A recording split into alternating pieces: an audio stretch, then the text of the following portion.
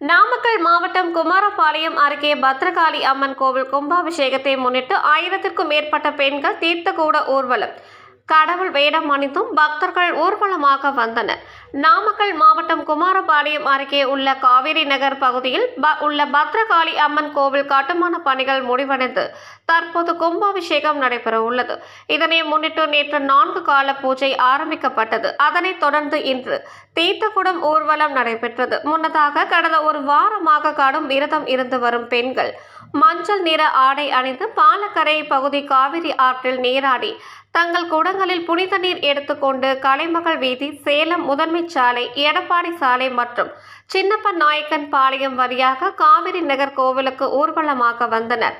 வழி நெடுகிலும் ஓம் சக்தி என்ற கோஷமிட்டபடியே 1000க்கும் மேற்பட்ட பெண்கள் வந்தனர். யானை மீதும் குதிரை மீதும் அமர்ந்து தீர்த்த குடம் கொண்டு வரப்பட்டது. நிகழ்ச்சியின் போது சில பக்தர்கள் கடவுள்களின் வேடமிட்டும் இசைக்கு தகுந்தபடி நடனமாடி வந்தனர். ஊர்வலம் கோவில் வளாகம் வந்தடைந்ததும் தீர்த்த குடங்கள் வைக்கப்பட்டு சிறப்பு பூஜைகள் நடைபெற்றது.